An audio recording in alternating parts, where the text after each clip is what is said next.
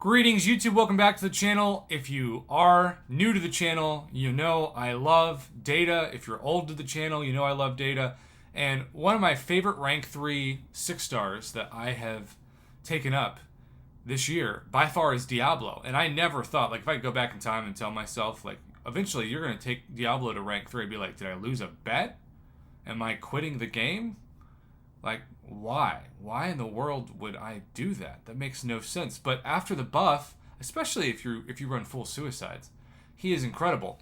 So Silent Threat here agrees, and he took his Diablo to rank 3. You can see he's an awakened Diablo of some sig, and he runs map 7, as many top players do, of Alliance Quest, and wanted to showcase not just his utility, but especially his regen. We're starting this fight. He's down to, it appears to be 6% health. And so this is a map 7 Alliance Quest fight with Diablo. And you'll see, starts at 6%. And we know how expensive, particularly when Kabam's not doing the came to bargain Alliance Quest potions and revives compensation, which they've pretty much announced they're stopping. So we won't see that again. Apparently I'm allergic to Alliance Quest compensation because I just sneezed. Alright, so great intercepting. Bait in the special one. You know, the usual suspect. Started at 6%. He's now at over 25%. Looks like. There you go. And has not fired off a special, right? It's been solely based off of that passive regeneration. What I thought Old Man Logan used to be able to do with the regen, but it was not as good as this. Hence why he got a buff, though the regen really didn't get buffed like that. Now you see regen, but he's just continuing to stall. You know, this reminds me of Full Suicide's Corvus with the bleed at the beginning of the fight, only it's the whole fight. Which obviously he's not going to do the damage that Corvus would do with the crits. But in terms of longevity and utility, it's pretty astounding. So, again, was down to 6%. He's almost back up to half his health at 50%. And he's just using this fight as really a way to regenerate health.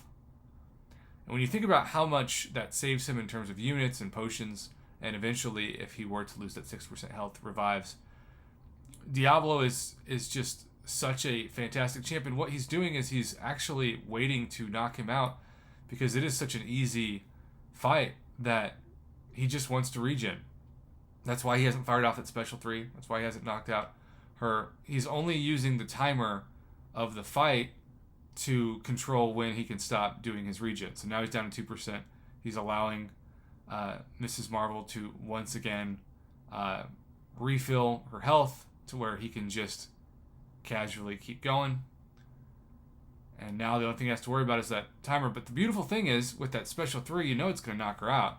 So whenever he gets close, he can just fire it. And he's refilled, good grief. Yeah, 74% of his health. Now he's going to need to fire off that special 3 pretty soon, or simply just knock her out, depending on... and it appears she's got an arc overload to her regen. Alright, 3 seconds, 2 seconds. This is masterfully played. Diablo is a map 7 MVP for utility. Look at that. From 6% to 88%. What a fun thing to do. 103 hits. Again, he could have taken her down in a lot shorter of time, but he wanted to showcase the passive regen. So, yay. Silent Threat, thank you for that. And thanks for keeping this video under 5 minutes. As always, it's how we roll on this channel when we can. And that's how we're rolling today with honey butter like Texas Roadhouse. Aw, yeah.